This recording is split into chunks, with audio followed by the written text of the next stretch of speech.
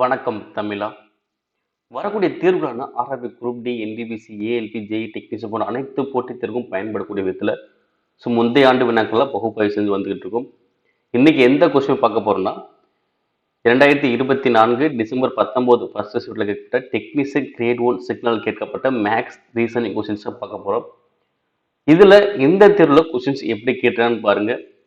ஒவ்வொரு தேர்வுலையும் அந்த கொஸ்டின்ஸ்களோட கொஞ்சம் வேரியேஷன் வந்து கண்டிப்பாக இருக்க தான் செய்யுது. இது வந்து மேக்ஸில் தான் மேக்ஸிமம் இருக்க தவிர ரீசனிங்கிறது பொதுவாகவே அனைத்துலையுமே ஒரு காமனாக இருக்க ஒரு விஷயமா தான் இருக்குது. ஸோ ஒவ்வொரு கொஸ்டின் நம்ம பார்க்கும்போது நமக்கு ஒரு கண்டிப்பாக நல்ல ஒரு ஐடியா கிடைக்கும். இதுவே நம்ம நல்லா ஃபாலோ பண்ணிட்டு வந்தோம், நல்லாவே நம்ம ஸ்கோர் பண்ண முடியும். அதே மைண்ட் வச்சுக்கோங்க. இது வரைக்கும் நம்மளோட சேனல் சப்ஸ்கிரைப் பண்ண வீடியோ பார்த்து கண்டிப்பாக சப்ஸ்கிரைப் பண்ணி ஒரு பெல் சிம்பிள் கிளிக் பண்ணிக்கோங்க. ஆர்ஆர்பி ஸ்டடி பேக்கேஜ் இதில் மொத்தம் உங்களுக்கு books, previous year question, test உங்களுக்கு அனைத்துமே சேர்த்து இதோட பிரைஸ் 1799 மட்டும்தான். விருப்பம் உள்ளவங்க இந்த எண்ணில் தொடர்பு கொண்டு வாங்கிக்கலாம். ஃபர்ஸ்ட் கொஸ்டின், கோபுரத்தின் உயரம் அதன் நிழலை போன்று √3 மடங்கு என்றால் கோபுரத்தின் உச்சியின் ஏற்ற கோணம் எதற்கு சமமாக இருக்கும்? ஓகேங்களா, ரொம்ப ரொம்ப ஒரு சிம்பிளான கொஸ்டின் தான். இப்ப பாருங்க, கோபுரத்துடைய உயரம். இப்ப எனக்கு கோபுரத்தோட உயரங்கிறது எனக்கு எவ்வளவு தெரியாது. ஓகேவா, இது என்னது? கோபுரத்துடைய உயரம் எனக்கு எவ்வளவுக்குன்னு தெரியாது. ஓகே, அடுத்து என்ன சொல்றாங்க? அந்த கோபுரத்தின் உயரம் அதன் நிழலை போன்று √3 மடங்கா. அப்ப ஒரு கோபுரம் இங்க இருக்கு அப்படின்னா, இப்ப இங்க சூரியன் இருக்குன்னு வச்சுக்கலாம். அப்ப சூரியன் நிலங்கப்பட்டாகும், இதோட நிழல் வந்து எனக்கு என்ன கீழே விழுகும்ல. ஓகேங்களா, அப்ப இந்த நிழல், ஓகே, அப்ப கோபுரத்தோட உயரம் இருக்குமா, நிழலை போன்று √3 மடங்கு. ஆனா நிழல் எனக்கு எவ்வளவுக்குன்னு தெரியாதுல்ல. அப்ப இது வந்து எனக்கு என்னது? நிழல். இது வந்து கோபுரத்தோடைய உயரம். ஓகேங்களா, எனக்கு நிழல் எவ்வளவுக்குன்னு தெரியாது. அப்ப என்ன வச்சுக்கிறேன்? எக்ஸ்ன்னு வச்சுக்கிறேன். ஓகே, அப்ப எக்ஸ், நிழல் வந்து எக்ஸ்னா அப்ப உயரம் எவ்வளவு இருக்கும்? உயரம் எவ்வளவு இருக்கும்? நிழல போன்ற √3 மடங்குல. அப்ப நிழல் எக்ஸ்னா இங்க எவ்வளவு இருக்கும்? √3x. ஓகேங்களா, நிழல் வந்து எக்ஸ், அப்ப இதை போன்று √3 மடங்கு தான் உயரம். அப்ப √3x. ஓகே, இப்ப என்ன சொல்றாங்க? கோபுரத்தின் உச்சியின் ஏற்ற கோணம். அப்போ கோபுரத்தின் உச்சி எனக்கு இதுதானே. அப்ப நம்ம எங்க இருந்து உச்சியை பார்க்க முடியும்? இந்த பிளேஸ்ல இருந்தா நீங்க என்ன பண்ணுவீங்க? உச்சியை பார்ப்பீங்க. ஓகேங்களா, அப்ப இதோடைய டிகிரி, அதாவது தீட்டாவுடைய மதிப்பு எனக்கு என்ன வரும்? இதுதான் கொஸ்டின். ஓகேங்களா, அப்ப ஒரு கோபுரம் இருக்கு, அதோட நிழல் கீழே விழுகுது. அப்ப அந்த நிழலுடைய எவ்வளவு இருக்குதோ அதன் நிழலோட √3 மடங்கு தான் உயரம். அப்ப இங்க எக்ஸ், இங்க √3x. அப்ப இந்த ஏற்ற கோணம் எனக்கு என்ன வரும்னு கேட்கிறாங்க. ஓகேங்களா, இது வந்து பாத்தீங்கன்னா தீட்டா எங்க இருக்காது? இது என்னது? எதிர்பக்கம். கீழே உள்ளது என்னது? அடிப்பக்கம். எனக்கு எதிர்பக்கம் அடிப்பக்கம் எதுல வரும் பாத்தீங்கன்னா tan தீட்டால தான் எனக்கு வரும். ஏன்னா tan தீட்டா ஃபார்முலா எதிர்பக்கம் பை அடிப்பக்கம். எதிர்பக்கம் பை அடிப்பக்கம். அப்ப இங்க எதிர்பக்கம் மதிப்பு என்னது? √3x. அடிப்பக்கம் மதிப்பு x. அப்ப x கேன்சல். அப்ப tan தீட்டா மதிப்பு எவ்வளவு வருது? √3 வருது. அப்ப tan தீட்டா மதிப்பு √3னா அப்ப இந்த தீட்டாவுடைய மதிப்பு எனக்கு எவ்வளவு இருக்கும்? 60 டிகிரியா இருக்கு. ஏன்னா tan 60 டிகிரி தான் √3. அப்ப தீட்டாவோட மதிப்பு எவ்வளவு? 60 டிகிரி. அப்ப ஆன்சருக்கு என்ன வரும்? ஆப்ஷன் ஏ 60 டிகிரின்னு வரும். நெக்ஸ்ட், இரண்டு கூம்புகளின் உயரம் 11:9 என்ற விகிதத்திலும் அவற்றின் விட்டம் 6:11 என்ற விகிதத்திலும் இருந்தால் அவற்றின் கன அளவுகளின் விகிதம் எனக்கு என்னன்னு கேட்கிறாங்க. ஓகேங்களா, இப்போ உயரத்துடைய விகிதம் எனக்கு இருக்கு 11:9. விட்டம் உடைய விகிதம் வந்து 6:11. ஓகே, எனக்கு கேட்கப்பட்ட கொஸ்டின் வந்து கன அளவு. அப்ப கன அளவுடைய விகிதம் எனக்கு என்ன வரும் கண்டுபிடிக்கலாமா? ரொம்ப சிம்பிள். இங்க எதோட கன அளவு கேட்கறாங்க? கூம்பினுடைய கன அளவு கேட்கறாங்க. அப்ப கூம்பினுடைய கன அளவு ஃபார்முலா 1/3/r²h. ஓகேங்களா, கன அளவுக்கான ஃபார்முலா 1/3/r²h. இந்த விகிதம் பேஸ் பண்ணி கேட்கறதுனால, ஓகேங்களா, விகிதம் பேஸ் பண்ணி கேட்கறதுனால இங்க நம்ம பிக்ஸ்டா மதிப்பு போடுவோம்ல. அதாவது 1/3, இந்த பைங்கிறது 22 பை, எல்லாமே பிக்ஸ்டான ஒரு விஷயம் தான். அப்ப விகிதங்கும் போது இந்த சைடு அதே தான் வரும், அந்த சைடு அதே தான் வரும். அப்ப என்ன நமக்கு இந்த 1/3 பையும் கேன்சல் ஆயிடும். ஓகேங்களா, அப்ப பொதுவான உள்ளதை நம்ம கேன்சல் பண்ணிக்கலாம். அப்ப ரிமைனிங் நமக்கு என்னதான் இருக்கு? r²h. என்ன இருக்கு? r² கண்டுபிடிச்சாலே, r²h கண்டுபிடிச்சாலே கனோட விகிதம் நம்ம கண்டுபிடிச்சலாம். ஓகேங்களா, அதே மாதிரி இங்க விட்டம் கொடுத்துருக்காங்க சார். இப்ப விட்டம் கொடுத்தா ஆரம் எவ்வளவு வரும்? எனக்கு விட்டத்துக்கான மதிப்பு கொடுக்கல, விட்டம் வந்து விகிதம் தான் கொடுத்துருக்கான். அப்ப விட்டம் கொடுத்த விகிதத்தையே நீங்க ஆரம் சொல்லி கூட எடுத்துக்கலாம், ஒன்றும் தவறு கிடையாது. ஓகேங்களா? ஏன்னா விட்டத்துக்கான மதிப்பு கொடுத்தாங்கன்னா அதை பாதியாக தான் எடுத்தாகணும் மாறத்துக்கு. பட் இங்க விகிதம் கொடுத்ததுனால விட்டம்னாலும் ஆறுனாலும் ஒண்ணுன்னு மைண்ட்ல பிக்ஸ் பண்ணிக்கோங்க. அப்ப உயரம் 11:9, ஆரம் 6:11 வச்சுக்கலாம். இப்ப கன அளவு ஃபார்முலா அது 1/3 பை ஆர் ஸ்கொயர் கேஸ் அந்த 1/3 பை என கேன்சல் பண்ணிட்டு ரிமைனிங் என்ன இருக்கு ஆர் ஸ்கொயர்டு ஹச். அப்ப இத ஸ்கொயர் பண்ணுங்க. ஏன்னா ஆரத்தை ஸ்கொயர் பண்ணல, ஆரை ஸ்கொயர் பண்ணா 36 இன்ட்டு 11 இஸ்டு. அதே மாதிரி இங்க இரண்டாவது கூம்பு ஆரத்தை ஸ்கொயர் பண்ணா 11 ஸ்கொயர் எவ்வளோ 121 இன்ட்டு 9. ஓகேங்களா? அப்ப கனாலோட விகிதம் என்ன இருக்கு 36 இன்ட்டு 11 121 இன்ட்டு 9. அப்ப 4 9 9 4 9 36 4 11 11 11 11 121. அப்ப ஆன்சருக்கு என்ன வருது 4:11. ஆன்சர் வருது 4:11. அவ்வளவுதான் ஆன்சர் ஆப்ஷன் செகண்ட். நெக்ஸ்ட் 0.00456 ஐ 0.12ஆல் வகுக்கும் போது எத்தனை முக்கிய எண்ணுருக்களுடன் விடையை வெளிப்படுத்த வேண்டும்? அதாவது சிக்னிஃபிகன்ட் ஃபிகர்ஸ். ஓகேங்களா? இந்த மாதிரி கொஸ்டின்ஸ் கேட்குறாங்க அப்படின்னா ரொம்ப ரொம்ப சிம்பிள். இந்த கொஸ்டின் வந்து பார்த்தீங்கன்னா வகுக்கிறதுல கேட்டாலும் சரி இல்லை பெருக்கிறதுல கேட்டாலும் சரி எனக்கு ரெண்டுமே சேம் மெத்தட் தான். ஓகேங்களா?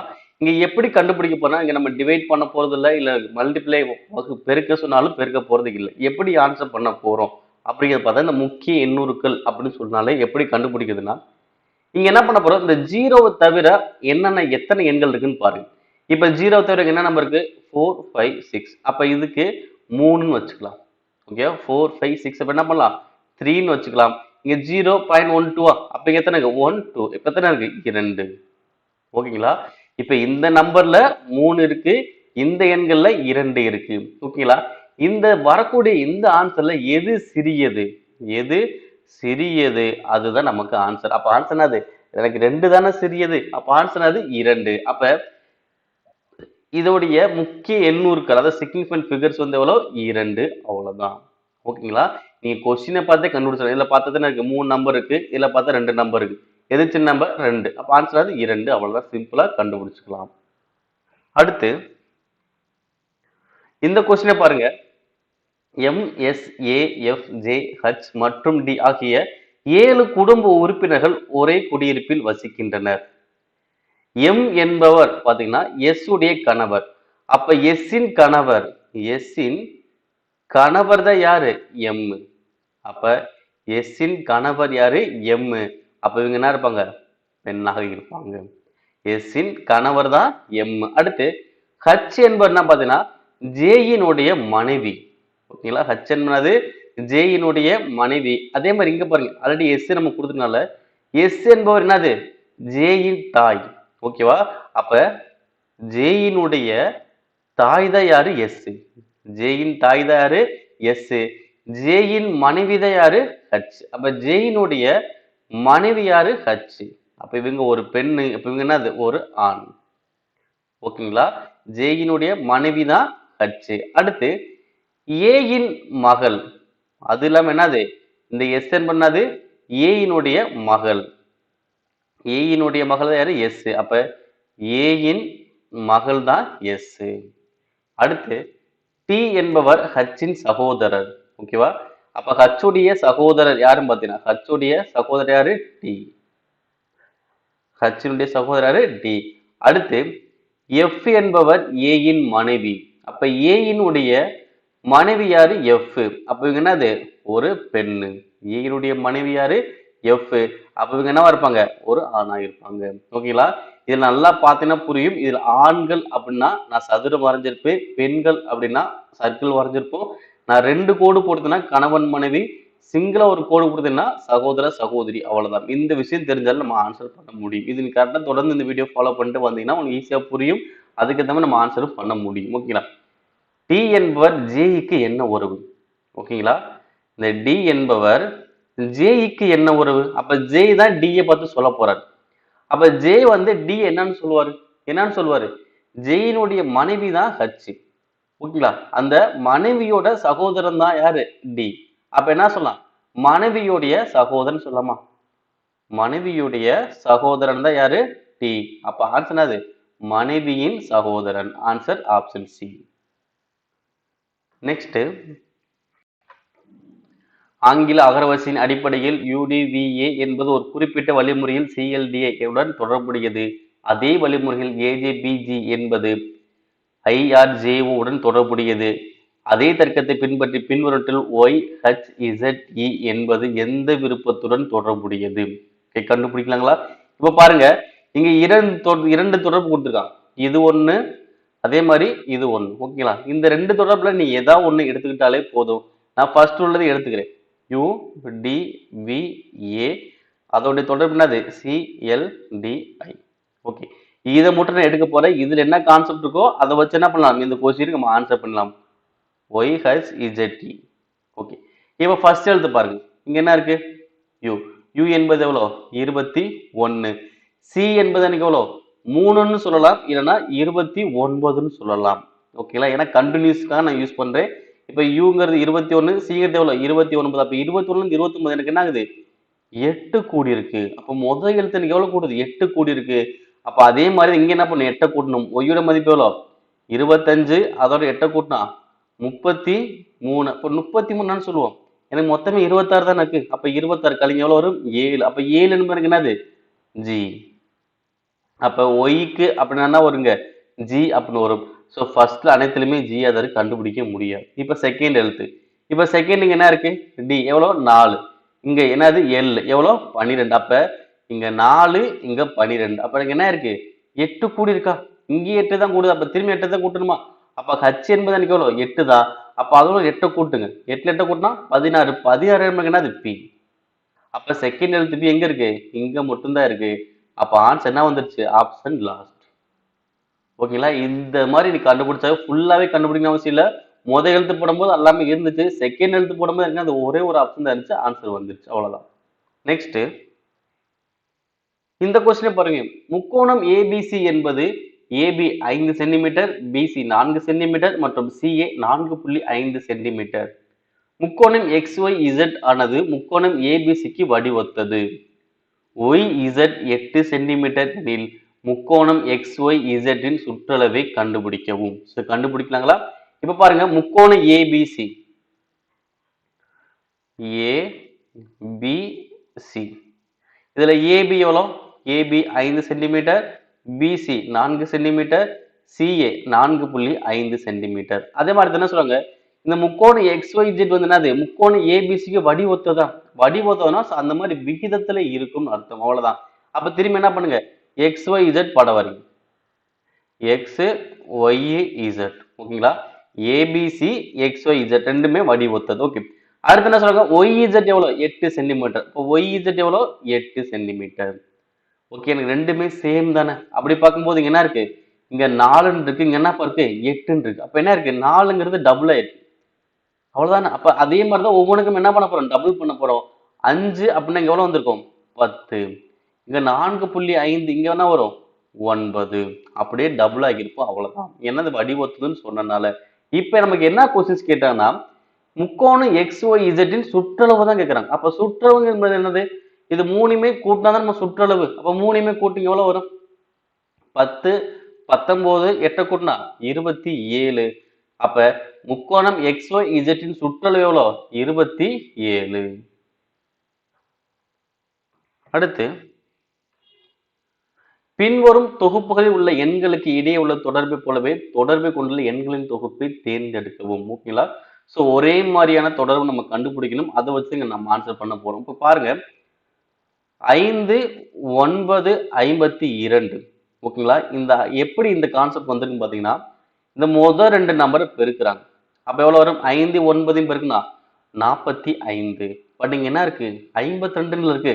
அப்ப 45ஓட 7 கூட்டியிருக்காங்க.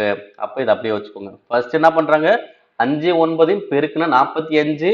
ஆனா 52 வந்து என்ன பண்ணலாம்? 7 கூட்டிக்கலாம், கெஸ் பண்ணிக்கலாம். ஓகே, இப்ப நெக்ஸ்ட் அடுத்து என்ன இருக்கு? 11 7 90. இது எப்படி வந்திருக்கு பார்க்கலாமா? அப்ப இங்க பார்த்து அதே கான்செப்ட் ட்ரை பண்ணும். ஃபர்ஸ்ட் என்ன பண்ணுங்க? பெருக்குங்க. 11 7 பெருக்குனா 77.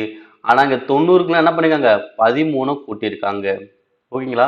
இப்ப ஏதாவது தொடர்படுத்த முடியுதான்னு பாருங்க. என்ன கான்செப்ட் பெருக்குனாங்க, ஆனா இங்க 7 கூட்டிருக்காங்க, 13 கூட்டு. அப்ப என்ன கான்செப்டா இருக்கும் பாத்தீங்கன்னா, இங்க முத நம்பர் 5 தானே. அப்ப 5க்கு அடுத்து உள்ள பகா எண் என்னது 7. அப்ப 5க்கு அடுத்து உள்ள பகா எண்ணை கூட்டியிருக்காங்க. அதே மாதிரி இங்க 11 11க்கு அடுத்துள்ள பகை என்னது 13. அவ்வளவுதான் கான்செப்ட். அப்ப என்ன பண்ணும், முதல் ரெண்டு நம்பரை பெருக்கணும். பெருக்கிட்டு இந்த முதல் நம்பருக்குரிய அடுத்த பகாயின் எது வருமோ, அந்த முதல் நம்பருக்கு அடுத்து வரக்கூடிய பகாயின் எதுவோ அதைத்தான் நம்ம போடணும். அப்படி பார்க்கும்போது இப்ப பாருங்க 8 11 95. அப்ப முதல் ரெண்டு நம்பரை பெருக்கம் எவ்வளவு வரும் 88. அப்ப 8க்கு அப்புறம் கூடிய பகாயின் என்னது 11. அப்ப 88 11 கூட்டினாலும் வரும் 99 வரணும். பட் இங்க 95 தான் இருக்கு. அப்ப என்னது வராது. அடுத்து இங்க 14 4 பெருக்குனா 56 பிளஸ் 14க்கு அப்புறம் கூடிய பகாயின் என்னது 17. அப்ப 56 17 கூட்டினாலும் வரும் 73 வரும். அப்ப 63 கிடையாது.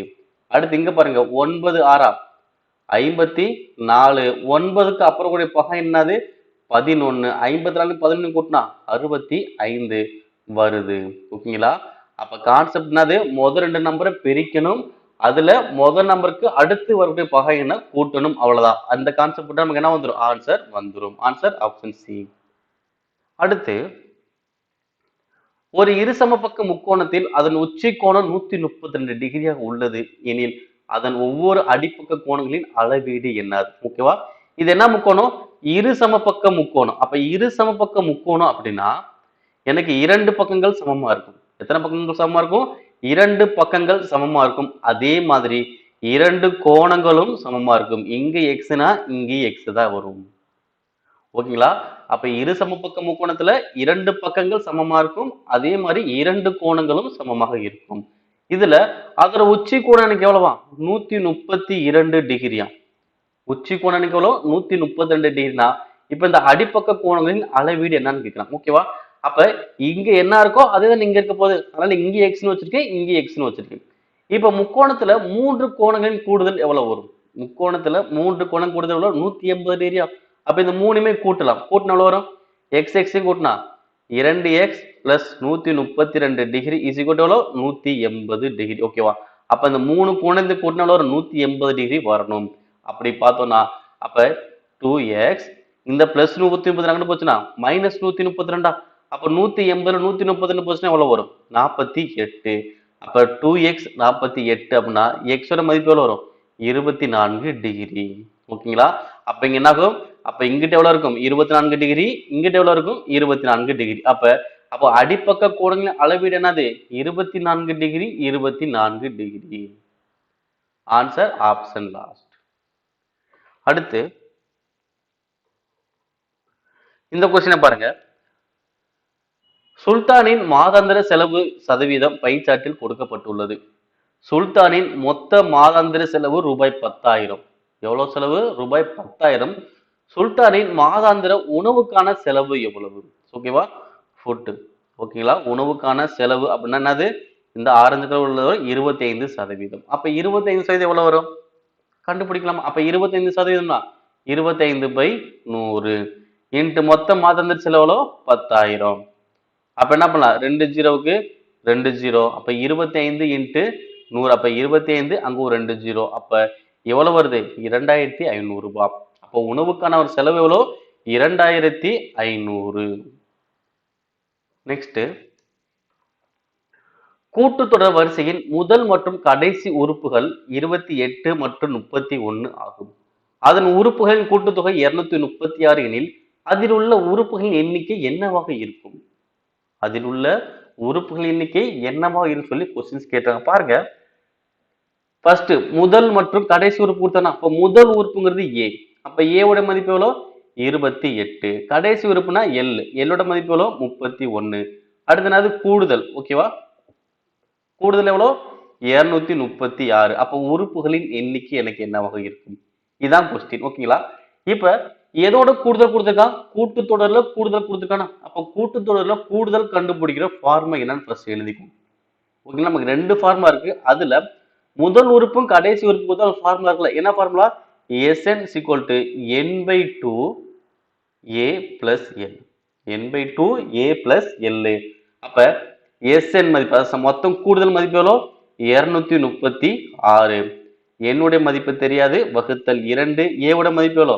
28 பிளஸ் எல்லோட மதிப்பு 31.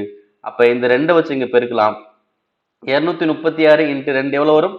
472. அப்ப என்ன இன்ட்டு 28 31 கூட்டம்னா 59. ஓகேங்களா? அப்ப இது அப்படி அடிக்கலாமா? 459 59, 8 59 472. அப்ப என்னுடைய மதிப்பு எவ்வளவு வரும்? 8. அப்ப உறுப்புகள் எண்ணிக்கை எவ்வளோ? 8. Answer option last. நெக்ஸ்ட்,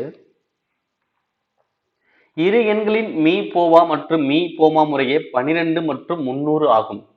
அந்த எண்களில் ஒன்று மற்றொன்றின் 4/9 மடங்காக இருந்தால் சிறிய எண் என்ன? ஓகேங்களா? இப்ப பாருங்க, HCF கொடுத்துருக்காங்க. HCF எனக்கு எவ்வளவு கொடுத்துருக்காங்க? 12. LCM எவ்வளவு கொடுத்துருக்காங்க? 300. அதே மாதிரி இங்க அந்த எண்களை ஒன்று எப்படி இருக்குமா? மற்றொன்றுல 4/9 மடங்கு. அப்ப இது என்ன பண்ணலாம்? 4/9 4:9 வச்சுக்கலாமா? ஏன்னா ஒரு நம்பர் 9 மடங்கா இருக்கு, இன்னொரு நம்பர் 4 மடங்கா இருக்க போகுது. ஓகேங்களா? அப்ப 4:9. அப்ப இரண்டு நம்பருக்கான விகிதம் தெரிஞ்சிருச்சு. ஓகே, அப்ப இரண்டு எண்கள் LCM HCF. அப்ப என்ன ஃபார்முலா வரும்? இரண்டு எண்களின் பெருக்கல் பலனானது LCM HCF பெருக்கல் பலனுக்கு எனக்கு சமமாக இருக்கும். அப்ப இங்கே விகிதத்துல இருக்கு. ஓகே, அப்ப என்ன பண்ணு? X தான் இருக்கணும். இது 4x, இது 9x. அப்ப 4x இன்ட்டு 9x. LCM மதிப்பு எவ்வளோ? 300. HCF மதிப்பு எவ்வளோ? 12. இப்ப அடிக்கலாமா? ஒரு நாங்க 4, முன்னாங்க 12, ஒரு 3 3, மும்மூணா 9, ஒரு 3 3, 100 மூணா 300. அப்ப இந்த சைடு எவ்வளவு இருக்கு? 100 இருக்கு. இங்க x இருக்குன்னா x ஸ்கொயர். அப்ப x ஸ்கொயர் தான் 100னா அப்ப x மதிப்பு எவ்வளோ? 10. ஓகேங்களா? இப்ப என்ன கொஸ்டின்ட்டாங்க? சிறிய நம்பர் இருந்தாலும் கேட்கறாங்க. அப்ப சிறிய நம்பருக்கு என்னது? 4x தானே சிறியது. அப்ப x வந்து 10னா 4x எனக்கு எவ்வளவு வரும்? 4 இன்ட்டு 10 எவ்வளோ? 40. அப்ப இது 40, இது எவ்வளவு இருக்கும்? 90 அப்படின்னு இருக்கும். அப்ப சிறிய நம்பர் எவ்வளோ? 40. Answer option C. அடுத்து, ஒரு பள்ளியில் கணிதம் அல்லது இயற்பியலை கற்பிக்க 26 ஆசிரியர்கள் உள்ளனர். இவர்களில் 14 பேர் கணிதம் மட்டும் கற்பிக்கிறார்கள் மற்றும் 6 நபர்கள் இயற்பியல் மற்றும் கணிதம் இரண்டையும் கற்பிக்கிறார்கள். எத்தனை நபர்கள் இயற்பியல் கற்பிக்கிறார்கள்? இதுதான் கொஸ்டின். கண்டுபிடிக்கலாமா? இதுக்கு என்ன பண்ண போறேன்? ஃபர்ஸ்ட் படம் வரைஞ்சுக்கிறேன். ஓகே, இந்த பக்கம் உள்ளது என்னது? கணிதம். இது இயற்பியல். இது சென்டர் உள்ளது என்னது? இயற்பியலும் கணிதமும் சேர்த்து. ஓகே, இப்ப அடுத்து என்ன பண்ண போறோம்னா, கொஸ்டின் நமக்கு என்ன கொடுத்திருக்காங்க? 14 பேர் கணிதம் மட்டும் தான் கற்பிக்கிறாங்க. அப்ப 14 பேர் கணிதம் மட்டும். இப்போ இந்த ரவுண்டு ஃபுல்லாவே கணிதம் தான். ஆனா கணிதம் மட்டும் சொன்னா எனக்கு என்ன வரும்? இது மட்டும் தான் கணிதம் மட்டும் வரும். ஓகேங்களா? இந்த பகுதி மட்டும் தான் என்னது? கணிதம் மட்டும். அப்ப கணிதம் மட்டும் எத்தனை பேரு? 14 பேர். அடுத்து,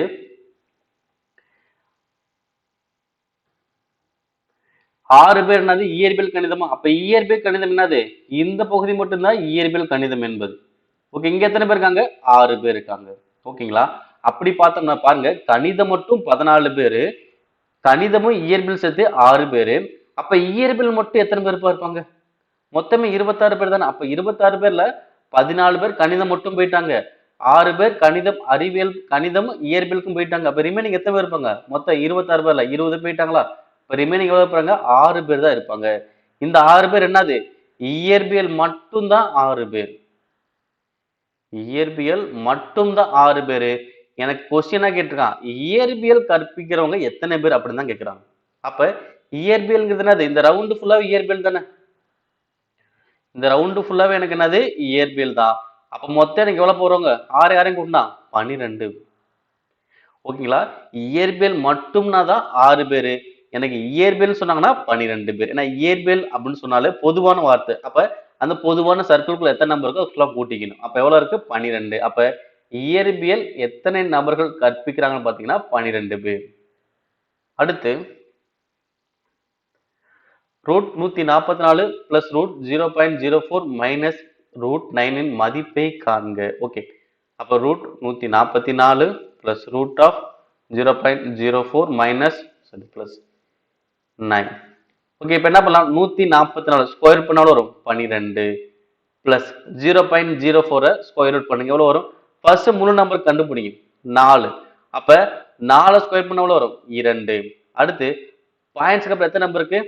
2 நம்பர். பாயிண்ட்ஸ்க்கு எத்தனை நம்பர் இருக்கு?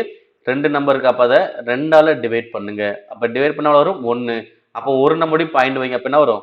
2 நம்பருக்கு 2க்கு முன்னாடி பாயிண்ட் 0.2 மைனஸ் 9 ஸ்கொயர் பண்ணோம்னா 3. ஓகே, இப்போ 12 3, இது 12, இது -3, அப்ப எவ்வளவு வரும்? 9 பிளஸ் 0.2, அப்ப எவ்வளவு வரும்? 9.2. Answer option C. அடுத்து எக்ஸ் அச்சிலிருந்து புள்ளி பி 2,3 உள்ள தொலைவு என்ன?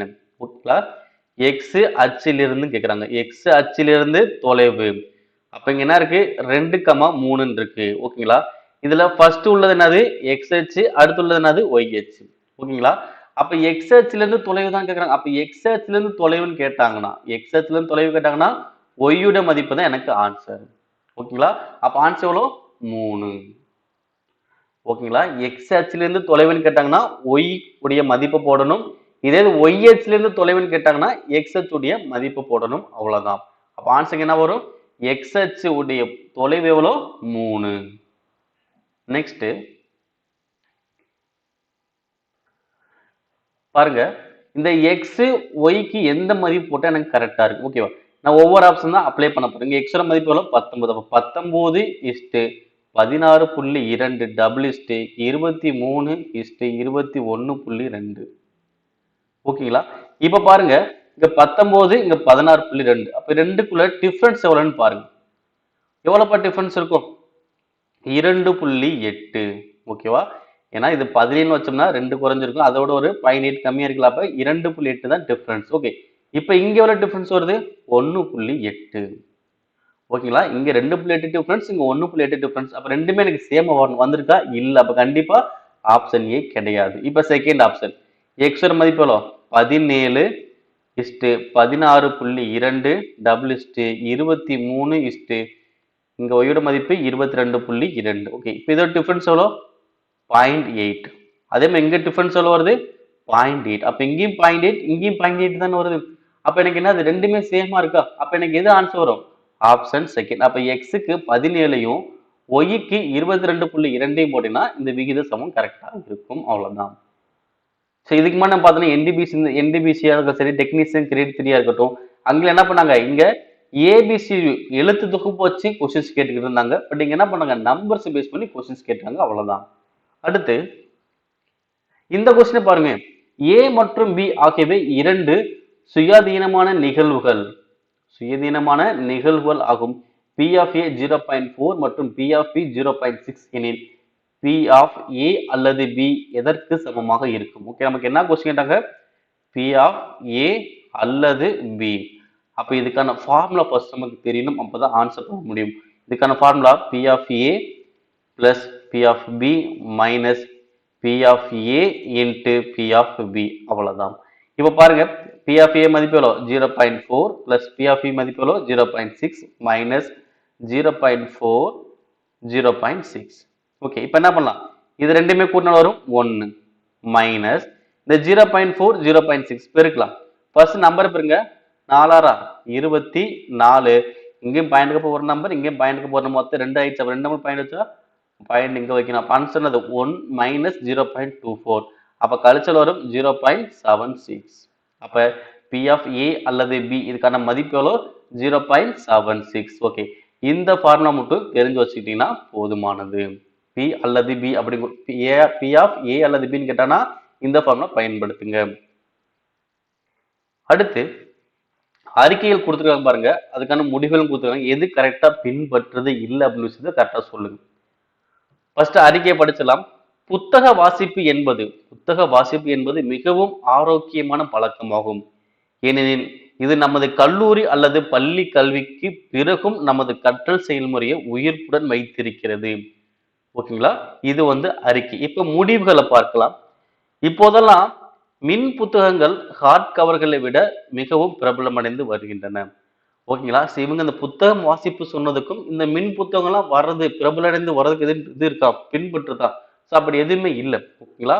புத்தக வாசிப்புக்கும் இந்த புக்ஸ் வந்து பிரபலம் அடைஞ்சு வர்றதுக்கு எந்த ஒரு பின்பற்றுதல் எதுவுமே இல்லை. அப்ப கண்டிப்பா முடிவு ஒன்றும் தொடர்பு இல்லை.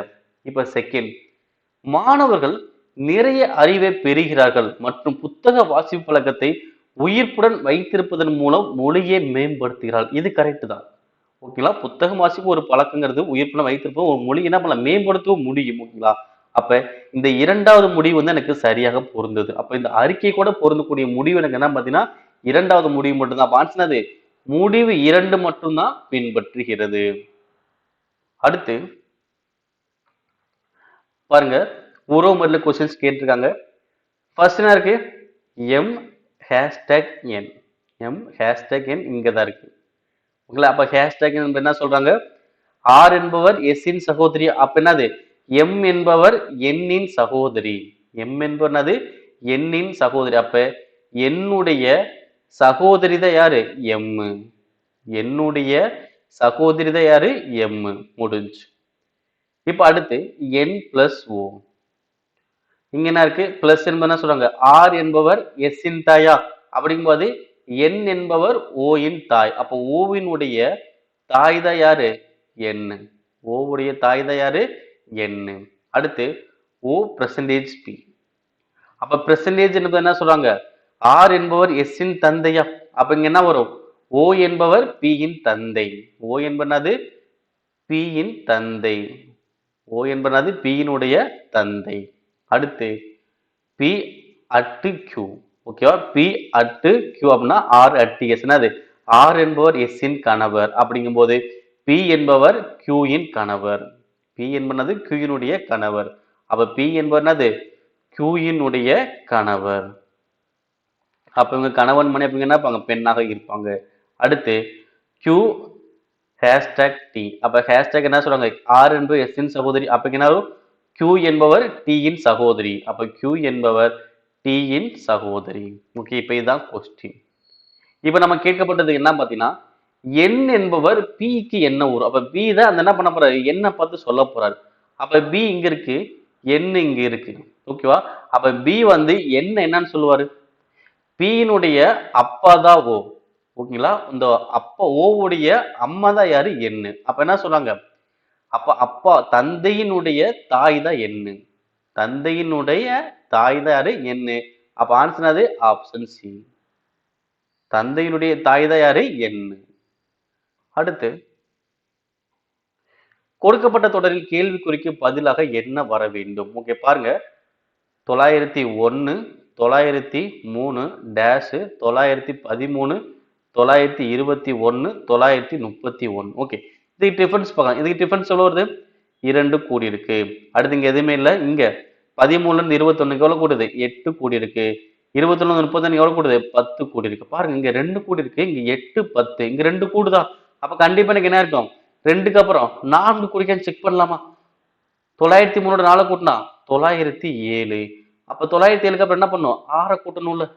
அப்ப 907 6 கூட்டினா 913 வருது. அப்ப கண்டிப்பா விடுபட்ட நம்பர் என்னது? 907. ஓகேங்களா? அப்ப ஆன்சர் ஆப்ஷன் லாஸ்ட். அடுத்து